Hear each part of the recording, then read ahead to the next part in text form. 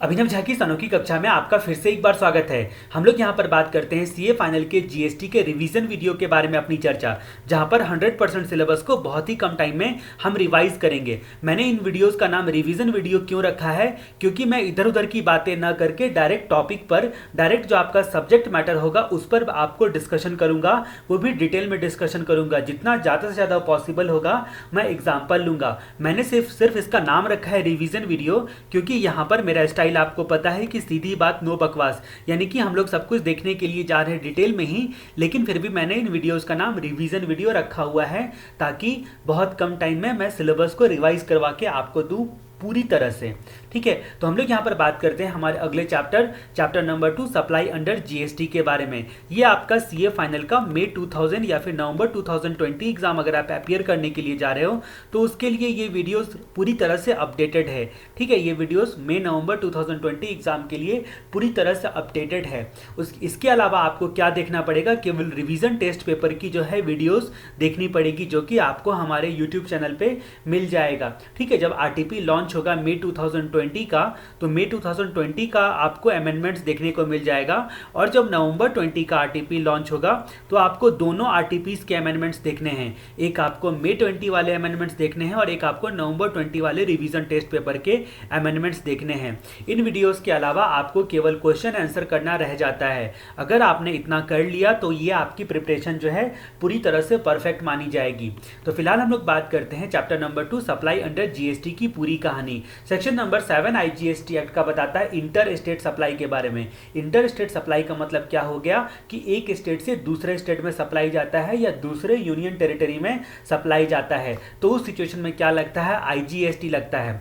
फिर एक सेक्शन आएगा आपका सेक्शन नंबर 8। ठीक है, जहां पर आईजीएसटी एक्ट की बात होगी वहां पर मैं स्पेशली बता दूंगा आईजीएसटी एक्ट शब्द यहां पर लिखा हुआ है, इसका मतलब ये सेक्शन आईजीएसटी एक्ट का है। लेकिन अगर यहां पर कुछ भी नहीं लिखा रहता, डायरेक्ट सेक्शन नंबर 7 में बोलूंगा, तो हम सीजीएसटी एक्ट के सेक्शन नंबर 7 की बात करेंगे।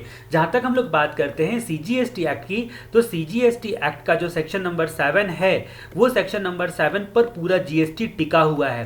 पूरा जीएसटी क्यों टिका हुआ है, क्योंकि ये आपके सप्लाई के स्कोप को बताता है, मतलब सप्लाई में क्या क्या चीजें कवर होंगी, सप्लाई के स्कोप को बताता है, जिसको आप यहां पर 4 कैटेगरी में बांट सकते हो। सेक्शन 7 का सबसेक्शन 1, उसके बाद 1A, उसके बाद 2 और उसके बाद सबसेक्शन 3। ठीक है, तो ये आपको याद रखना है। फिलहाल ये 1, 1A, 2 और 3 ये क्लॉज नंबर आपको ध्यान में रखना है। जब सेक्शन नंबर 7 सीजीएसटी एक्ट का हम लोग पढ़ते रहेंगे, जो कि बताता है आपको स्कोप ऑफ सप्लाई, ठीक है, तो उसके बारे में मैं आपको बताऊंगा, क्योंकि ये बहुत इंपॉर्टेंट सेक्शन है। इसकी वजह से सेक्शन नंबर के साथ आपको सेक्शन 7, सेक्शन 9 ये सब सीजीएसटी एक्ट के याद रखने होंगे। ठीक है, फिलहाल मैं आपको बता दूं ये सेक्शन 7 आईजीएसटी एक्ट का इंटर स्टेट सप्लाई को बयां करता है। ठीक है, उसके बाद सेक्शन नंबर 8 आपका एक सेक्शन आएगा, वो आपको बोलेगा इंट्रा स्टेट सप्लाई किसको बोलते हैं। अब जाहिर सी बात है कि इंट्रा मतलब क्या, एक ही विद इन द स्टेट जो है वो सप्लाई होता है। ठीक है, जैसे आपका इंट्रानेट होता है, ठीक है, एक ही ऑर्गेनाइजेशन के अंतर्गत जो नेटवर्क की सर्विस होती है उसको आप इंट्रानेट बोलते हो। इसका सब्जेक्ट वगैरह सब में आपने देखा होगा आईटी सब्जेक्ट सब में। वैसे यहाँ पर इंट्रा स्टेट सप्लाई यानी कि with in the state supply, with in the state supply जब आता है तो 2 प्रकार का टैक्स लगता है। एक आपका तो होता है सीजीएसटी एक्ट, और उतना ही इक्वल आपको एस या फिर यूटीजीएसटी एक्ट लगता है। ठीक है, जो कि चैप्टर नंबर 1 में हम लोग सीजीएसटी एक्ट, एसयूटीजीएसटी एक्ट, इन सारी कहानियों को देख चुके हैं। ठीक है, चैप्टर नंबर 1 की वीडियोस उम्मीद करता हूं आपने देखा होगा। एक बार मैं आपको याद दिला दूं section number 7 of CGST act के स्कोप के बारे में। ठीक है, स्कोप के बारे में मैं आपको बता दूं। ठीक है, कुछ पेजेस आपको आगे जाने पड़ेंगे, तब जाके आपको वहां पर सेक्शन नंबर 7 देखने को मिलेगा सीजीएसटी एक्ट का। ये बताता है सप्लाई ऑफ स्कोप, मतलब स्कोप बताता है किस चीज़ का, सप्लाई का बताता है। जैसा कि आपको पता है जीएसटी किस चीज़ पे लगता है, जीएसटी लगता है सप्लाई पर, गुड सर्विस या बोथ के सप्लाई पर। अब ये सप्लाई में क्या क्या इंक्लूड होगी, ये बात यहाँ पर बताई गई है कि सप्लाई में क्या क्या इंक्लूड होगा। तो section number 7 of CGST act, ठीक है, स्कोप ऑफ सप्लाई को बताता है। ये फिलहाल आपको ध्यान में रखना है, हम इस पर चर्चा करेंगे। मेरे बोलने के तरीके से या फिर मेमोरी टेक्निक या फिर बार बार एक ही बात को रिपीट करने की वजह से चीज़ें आपको याद हो जाएंगी। मेरी पूरी कोशिश रहती है कि न केवल मैं आपको सब्जेक्ट को समझाऊं बल्कि याद करवा के भी दूं।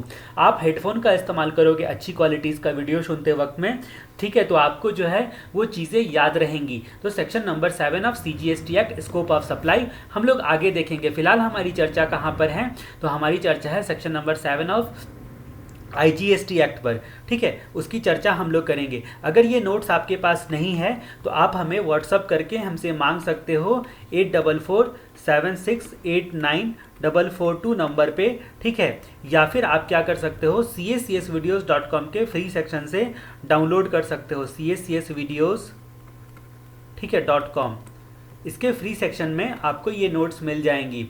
तो फिलहाल हम लोग बात करते हैं सेक्शन नंबर 7 में, ये आपका इंटर स्टेट सप्लाई किसको कहा जाता है, इंटर स्टेट सप्लाई किसको कहा जाता है। तो इंटर स्टेट सप्लाई को दो कैटेगरी में आप बांट के पढ़ सकते हो, ठीक है। पहला कैटेगरी है गुड्स के लिए और दूसरा कैटेगरी है सर्विस के लिए। तो मैं आपको एक बार एक चार्ट ड्रॉ करके दिखाता हूँ, ठीक है। यहाँ पर हम लोग बात कर रहे हैं किस चीज़ के बारे में, इंटर स्टेट सप्लाई के बारे में। इंटर स्टेट सप्लाई के बारे में, स्टेट सप्लाई कब माना जाएगा, जब इंटर स्टेट ट्रेड और कॉमर्स होता है तो वो क्या माना जाएगा, तो वो इंटर स्टेट सप्लाई माना जाएगा। जहाँ तक हम लोग बात करते हैं इंटर स्टेट सप्लाई की, तो इसको आप दो कैटेगरी में बांट सकते हो। पहला कैटेगरी गुड्स से रिलेटेड है, ठीक है, और दूसरा कैटेगरी आपका सर्विस से रिलेटेड है। एक आपका हो गया गुड्स और दूसरा हो गया सर्विस से रिलेटेड कैटेगरी है, ठीक है। तो अब यहाँ पर गुड्स से रिलेटेड कैटेगरीज जहाँ तक हम लोग बात करेंगे, ये होता है सब्जेक्ट टू सेक्शन नंबर 10, ठीक है। तो यहाँ पर गुड्स की कैटेगरी हम लोग बात करेंगे, इसमें दो चीज़ें आप बांट सकते हो, ठीक है। एक तो आपका जिसको बोला गया है import into territory of India, goods का इंपोर्ट करना, import into territory of India, ठीक है। टेरिटरी ऑफ इंडिया जो होता है वो आर्टिकल 1 के हिसाब से आपको देखा जाएगा टेरिटरी ऑफ इंडिया किसको कहा जाता है, ठीक है। Till cross custom frontier, article शब्द जब मैंने बोला तो वो कॉन्स्टिट्यूशन ऑफ इंडिया की बात आती है, ठीक है। तो till cross custom frontier, till cross custom frontier, सारी बातें लिखी हुई है, इसकी वजह से आपको नोट डाउन करने की आवश्यकता नहीं है, सारी चीज़ें आपको देखने को मिल जाएंगी। जहाँ तक सर्विस की बात हम लोग करेंगे, सर्विस में भी यहाँ पर बोला गया है import into territory of India, import into territory of India. और क्योंकि जो है सर्विस एक इंटेंजिबल एसेट्स होता है, इसलिए टिल क्रॉस कस्टम फ्रंटायर जो है ये शब्द नहीं लिखा गया है इसमें, ठीक है, import into territory of India. जहाँ तक हम लोग गुड्स की सप्लाई की बात करते हैं, तो गुड्स का जो आपका सप्लाई होता है वो सब्जेक्ट टू सेक्शन 10 होता है, ठीक है। सेक्शन 10 जो है वो का सब्जेक्ट होता है। अभी फिलहाल आपको इतना याद रखना है कि गुड्स जो होता है वो सब्जेक्ट टू सेक्शन नंबर 10 होता है। जहाँ तक सर्विस की बात करते हैं तो वो सब्जेक्ट टू सेक्शन 12 होता है। सेक्शन 12 ऑफ IGST एक्ट को आपको देखने को मिलेगा, ठीक है, उसका सब्जेक्ट होता है। इसमें क्या होता है 10, 11, 12, 13, ठीक है, ये सेक्शन IGST एक्ट के आपके सिलेबस में पढ़ने हैं। मैं आपको उस वक्त याद दिलाऊंगा जब मैं बताऊंगा कि जब मैं आपको इंटर स्टेट सप्लाई बता रहा था और इंट्रा स्टेट सप्लाई बता रहा था तो सेक्शन 10 और सेक्शन 12 का जिक्र करा था, ठीक है, जिसके बारे में हम लोग जानेंगे धीरे धीरे करके। तो यहाँ पर हम लोग बात करते हैं कि अगर एक होता है आपका सप्लायर का लोकेशन और दूसरा होता है प्लेस ऑफ सप्लाई, सप्लायर का लोकेशन और प्लेस ऑफ सप्लाई। यहाँ पर जो रिसिपिएंट है, रिसिपिएंट एक तो सप्लायर हो गया जो सप्लाई करता है, जो सप्लाई लेता है या उसके बिहाफ में कोई और बंदा लेगा तो उसको रिसिपिएंट बोलेंगे, ठीक है। ये सब जनरल शब्दों में हम बात कर रहे हैं। अब लेकिन यहाँ पर हमको रिसिपिएंट से मतलब नहीं है, प्लेस ऑफ सप्लाई से मतलब है, ठीक है। इंटर स्टेट सप्लाई देखने के लिए सप्लायर का लोकेशन और प्लेस ऑफ सप्लाई को देखेंगे, ठीक है। अगर ये टू डिफरेंट स्टेट में है, डिफरेंट स्टेट में है, या फिर टू डिफरेंट यूनियन टेरिटरी में है, या फिर एक स्टेट से यूनियन टेरिटरी या यूनियन टेरिटरी से स्टेट में है, तो उसको क्या बोला जाएगा, इसको बोला गया आपका इंटर स्टेट ट्रेड और कॉमर्स मानकर IGST एक्ट लगेगा, ठीक है। दूसरी बात बोली गई import into territory of India, अगर गुड्स करते हैं मतलब भारत के बाहर से कोई गुड्स लाते हैं भारत के टेरिटरी के अंदर में, टेरिटरी ऑफ इंडिया के अंदर में, तो उसको क्या बोला गया, इसको भी बोला गया आप इंटर स्टेट बोलोगे, इंटर स्टेट सप्लाई इंपोर्ट करने को बोलोगे। जाहिर सी बात है कि गुड्स के केस में यहाँ पर क्या होता है कि आप इंपोर्ट करते हो टेरिटरी ऑफ इंडिया में, तो आपका जो है वो कस्टम एक्ट के हिसाब से डील होता है, कस्टम एक्ट के हिसाब से डील होता है। लेकिन जब सर्विस के इंपोर्ट की बात करते हैं तो ये बोला गया है कि जीएसटी लॉ के हिसाब से, जीएसटी के प्रोविजन के हिसाब से डील होता है। अब क्योंकि ये कस्टम एक्ट के हिसाब से डील होता है तो वहाँ पर लगेगा लेवी एंड कलेक्शन के लिए सेक्शन बताया गया है आपका काउंटर वेलिंग ड्यूटी, जिसको आप एडिशनल कस्टम ड्यूटी भी बोलते हो, यानी कि एसीडी भी बोलते हो, एसीडी 37 और एसीडी 39, जो कि दोनों इंपॉर्टेंट सेक्शन है कस्टम टैरिफ एक्ट का। कौन सा एक्ट का? कस्टम टैरिफ एक्ट का। ठीक है, 37 और 39 के हिसाब से जो है लेवी एंड कलेक्शन किया जाएगा। वैल्यू जो है किस वैल्यू पर जो लगाया जाएगा, तो कस्टम एक्ट का सेक्शन 14 आएगा जो कि आपको वैल्यू बताता है। ठीक है, तो ये आपका आ गया custom tariff act, custom tariff act. ठीक है, ये section 14 custom act, custom act. ठीक है, कस्टम पढ़ते वक्त में मतलब ये सब एक बार की चीज़ें पढ़ने की नहीं है। जब आपने फर्स्ट टाइम ये वीडियोस देख लिया पूरा का पूरा, कस्टम एफटीपी सब आपने कंप्लीट कर लिया, जब आप दोबारा देखते रहोगे तो ये वीडियोस आपको ज़्यादा काम आती है, ज़्यादा इफेक्टिव होती है, क्योंकि सारा सब्जेक्ट एक दूसरे से कहीं ना कहीं इंटरलिंक्ड है। ठीक है, और एट ए टाइम यहाँ पर एसीडी 37 और 39 ये रेफरेंस तो मैं बोल सकता हूँ, लेकिन ये पूरा का पूरा क्या होता है एट ए टाइम समझाना दिक्कत है जब तक कस्टम आपको नहीं पढ़ाऊं। ठीक है, तो वैल्यू जो है वो कस्टम एक्ट के हिसाब से ली जाएगी, तो आपको कस्टम ड्यूटी लेने के लिए कुछ ना कुछ वैल्यू लगेगी ही, वो आपका कस्टम एक्ट के हिसाब से लिया जाएगा। और कलेक्शन जो बोला गया है वो कलेक्शन भी कस्टम एक्ट के हिसाब से होगा, कस्टम एक्ट का सेक्शन 15 के हिसाब से कलेक्शन होगा। ठीक है, तो ये एसीडी 3739 के हिसाब से मतलब कस्टम लॉ के हिसाब से कैलकुलेशन होगा और तब आईजीएसटी लगेगा। ठीक है, कैलकुलेशन का नियम जो होगा वो कस्टम वो प्रोविजन वाला होगा, और कैलकुलेट करने के बाद जो अमाउंट डिसाइड होगा वो आईजीएसटी यानी कि जीएसटी डिपार्टमेंट को आपको 3739 के बदले में जमा करना है जब आप इंपोर्ट करते हो टेरिटरी ऑफ इंडिया में।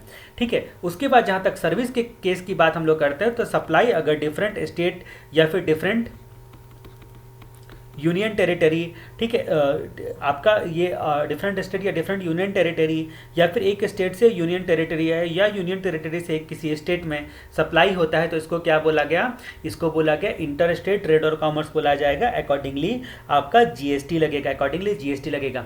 ये तो हम लोगों ने दो कैटेगरी बांटी, पहली कैटेगरी गुड्स की बांटी और दूसरी कैटेगरी सर्विस की बांटी। ठीक है, गुड्स और सर्विस की बांटी। अब यहाँ पर जो सेक्शन नंबर 7 है हमारा आईजीएसटी एक्ट का, वो क्या बोलता है, एक और कैटेगरी की बात करता है। बोला गया है कि कुछ केस में गुड्स और सर्विस और बोथ का सप्लाई जो है उसको आप हमेशा इंटर स्टेट सप्लाई मानोगे, हमेशा इंटर स्टेट सप्लाई मानोगे।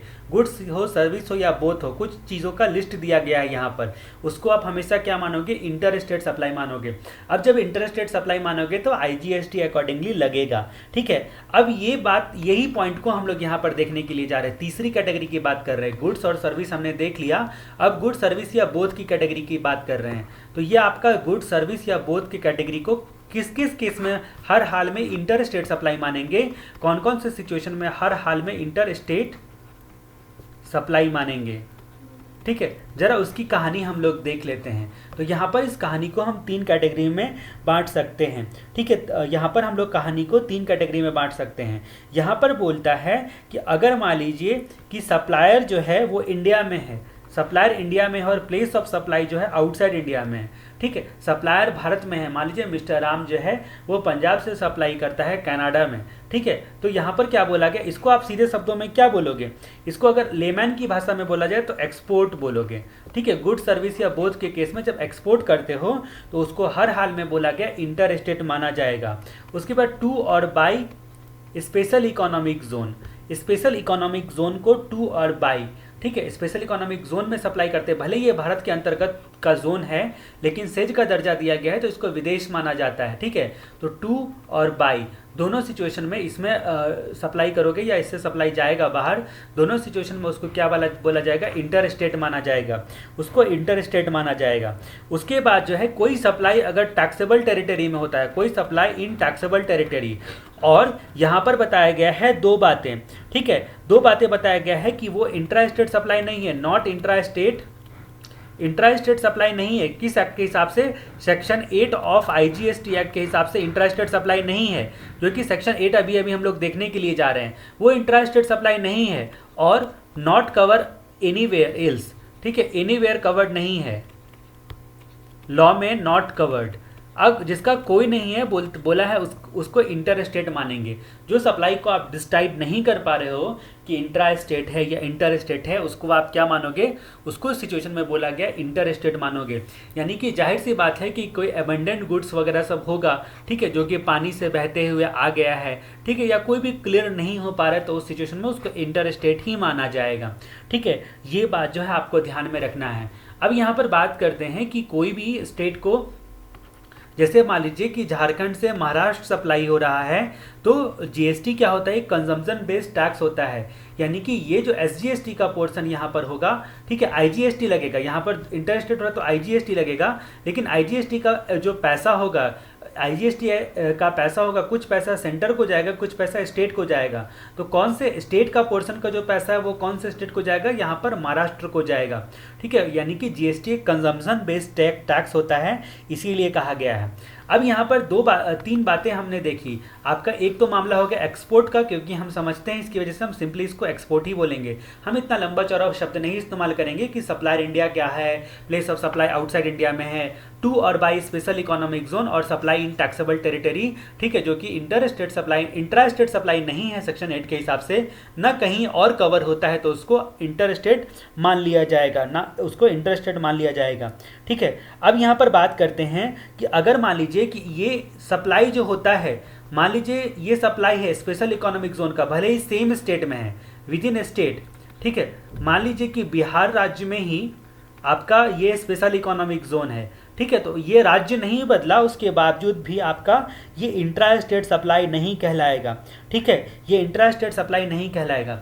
दूसरी बात जो है वो इंपोर्ट जो करा, import into territory of India, territory of India, ये दोनों बात हमने देखी थी गुड्स के संदर्भ में भी और आपका सर्विस के संदर्भ में भी साफ साफ देखा था कि आप उसको इंटर स्टेट मानोगे, इसीलिए वो इंट्रा स्टेट कभी नहीं कहलाएगा। ठीक है, ये आपका स्पेशल इकोनॉमिक जोन वाला इंट्रा स्टेट कभी नहीं कहलाएगा। ठीक है, उसके बाद जहाँ तक बात करते हैं कि आपका सप्लाई किया जाता है, अगर टूरिस्ट को सप्लाई किया जाता है,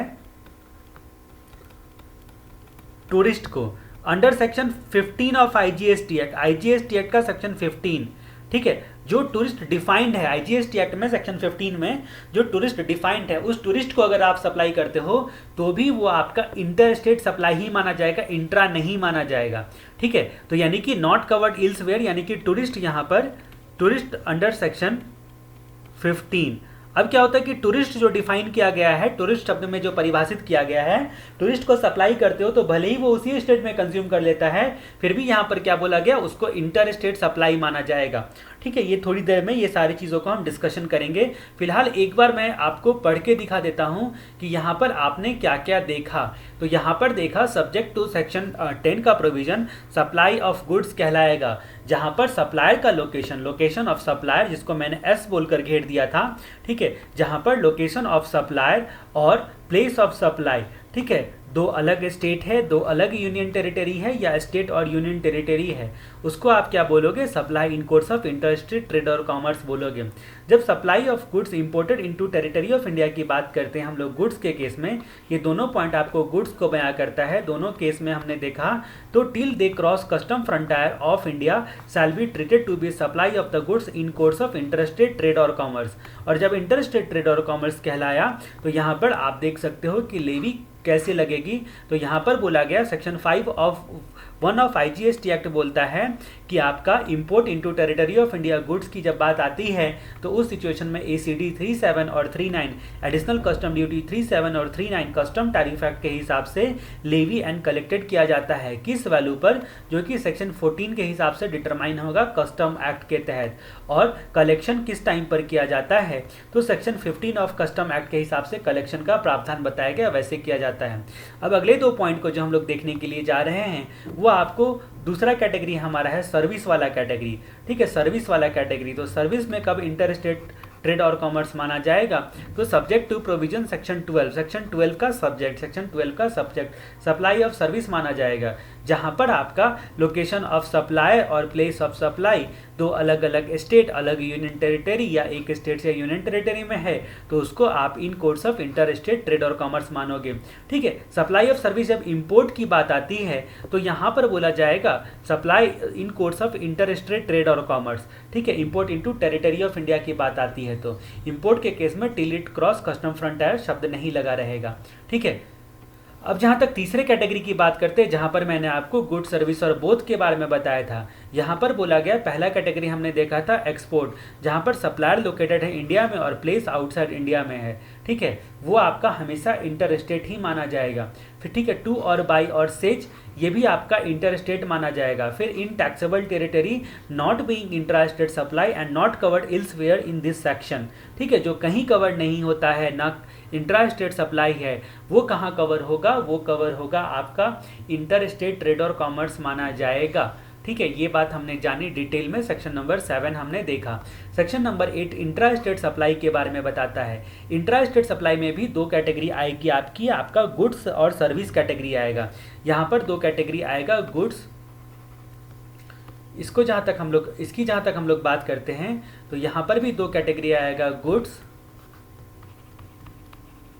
और दूसरा कैटेगरी आएगा आपका सर्विस।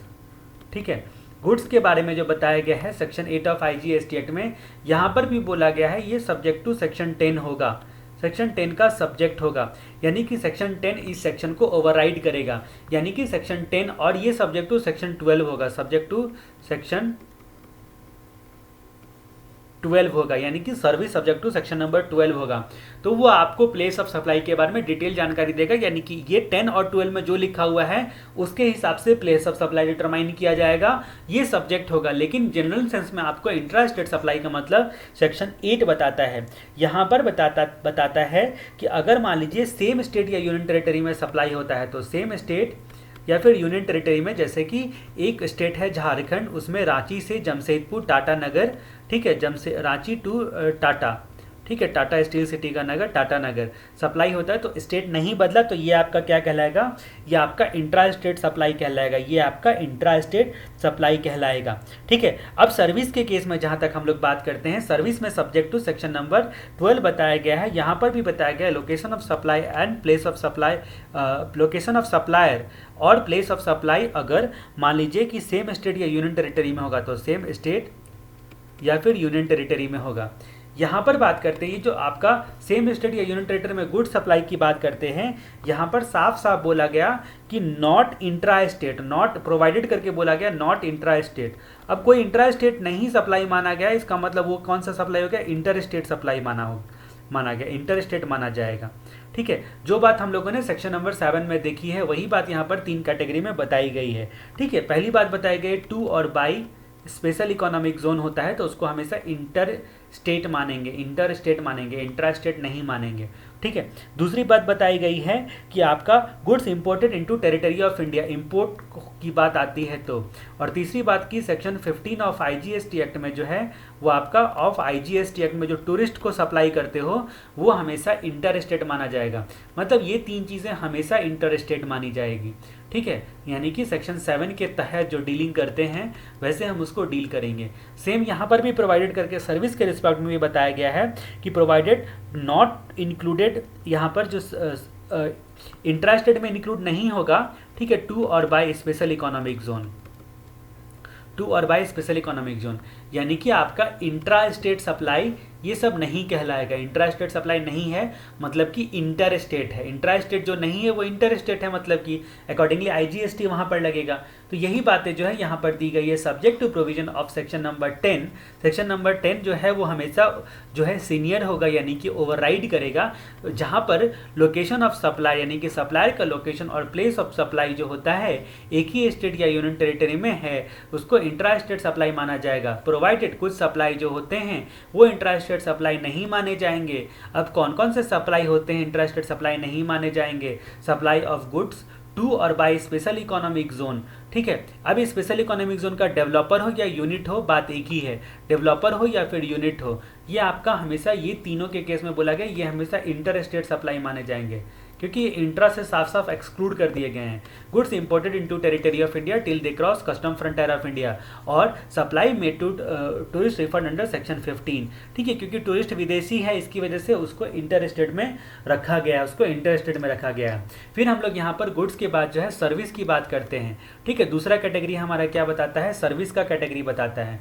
ये कैटेगरी क्या बोलता है हमको सर्विस के रिस्पेक्ट में, ये बोला गया है कि सर्विस में सब्जेक्ट टू सेक्शन नंबर 12 का सब्जेक्ट, सेक्शन नंबर 12 का सब्जेक्ट। तो section number 12 of IGST act क्या है वो आपको मुख्य तौर पे बताएगा।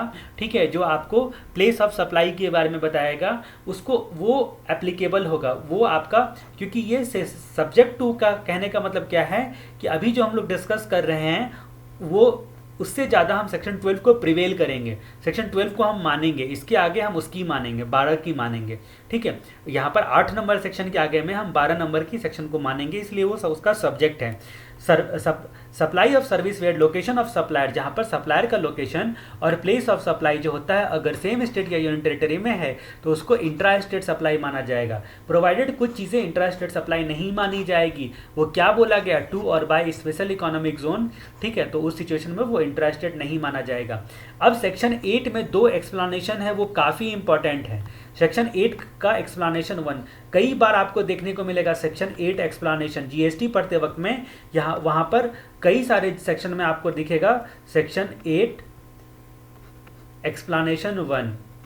ठीक है, तो इसमें 2 एक्सप्लेनेशन है, एक्सप्लेनेशन 1 और एक्सप्लेनेशन 2। अब ये सेक्शन 8 कौन सा एक्ट का है, आईजीएसटी एक्ट का है। ठीक है, तो फिलहाल मैंने आपको बता दी कि ये एक्सप्लेनेशन दोनों जो है, ये वाला खासकर एक्सप्लेनेशन 1 नंबर वो आपको ज़्यादा इस्तेमाल करने को मिलेगा, क्योंकि ये बोलता है एस्टेब्लिशमेंट ऑफ डिस्टिंक्ट पर्सन माना जाएगा। Such establishment shall be treated as establishment of distinct person, establishment of distinct person माना जाएगा।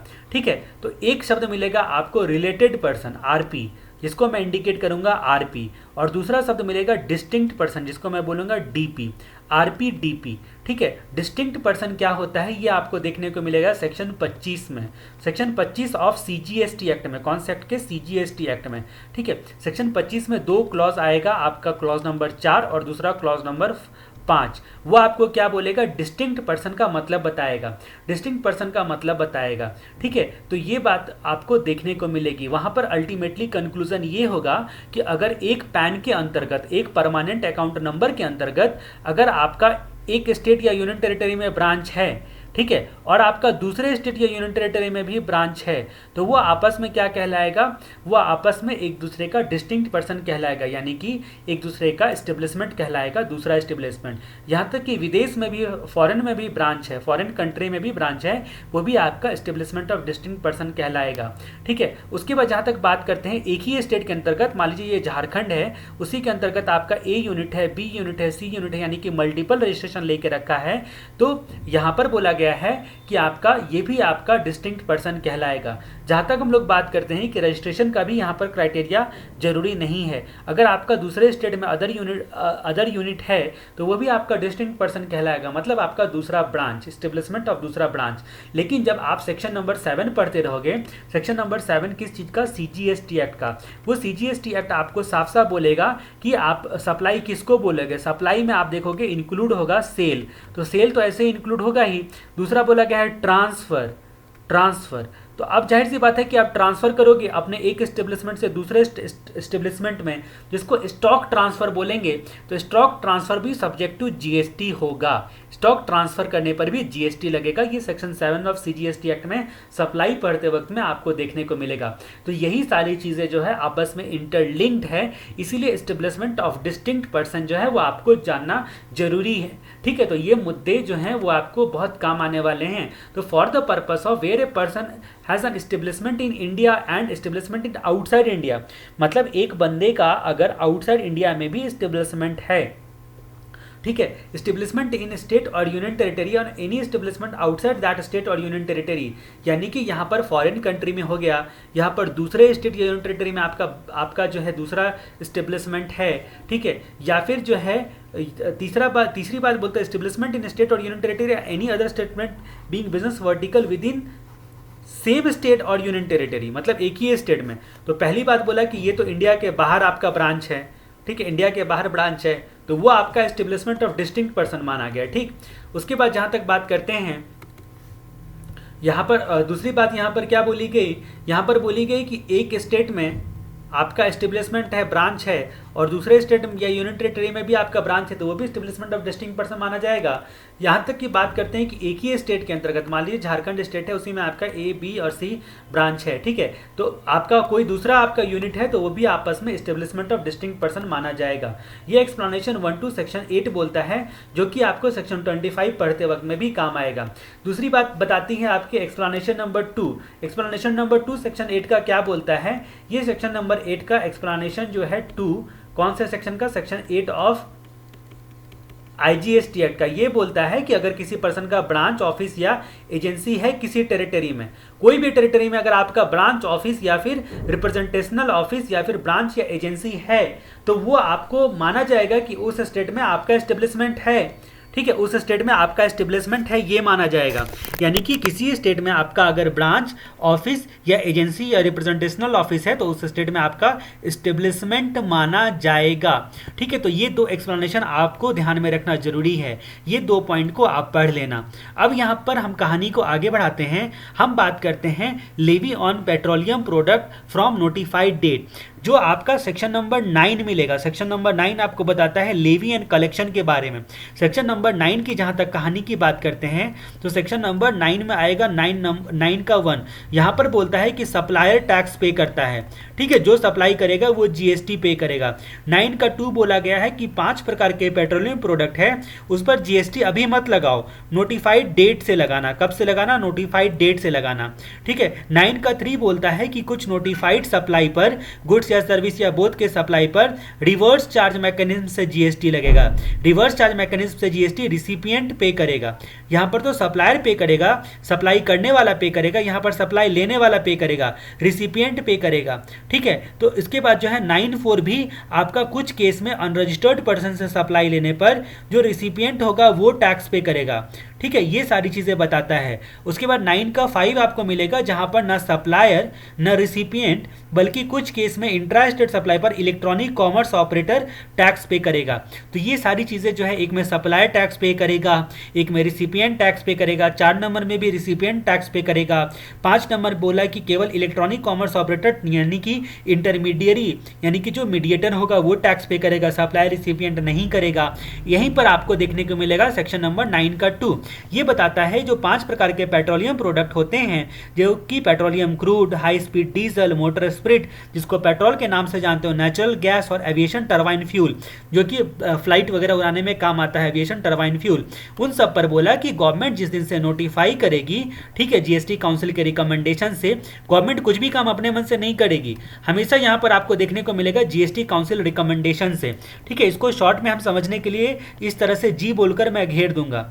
ठीक है, गवर्नमेंट GST का सी बोलकर मैं घेर दूंगा, सॉरी सी का बोलकर घेर दिया, मतलब गवर्नमेंट GST काउंसिल के रिकमेंडेशन से जो है वो आपका नोटिफाई करेगी एक दिन, अभी नोटिफाई नहीं किया, एक दिन नोटिफाई करेगी। एक दिन ऐसा आएगा जिस दिन आप 5 पेट्रोलियम प्रोडक्ट पर भी GST लगाओगे। फिलहाल इन सब पर GST नहीं लगेगा। ठीक है, अब ये 5 पेट्रोलियम प्रोडक्ट की चर्चा मैंने यहाँ पर कर ली कि किस तरह से एक्साइज वैट वगैरह सब इस पर लगता है। ये चैप्टर नंबर 1 में भी मैंने इसकी चर्चा करी हुई है, आप एक बार देख लेना। यही बात बताई गई है, supply of petroleum crude, high speed diesel, petrol, natural gas और aviation turbine fuel from notified date से उसके सप्लाई पर GST लगेगा। Still GST on such product is not notified, अभी तक नोटिफाइड नहीं किया गया है। ठीक है, अभी तक नोटिफाइड नहीं किया गया है।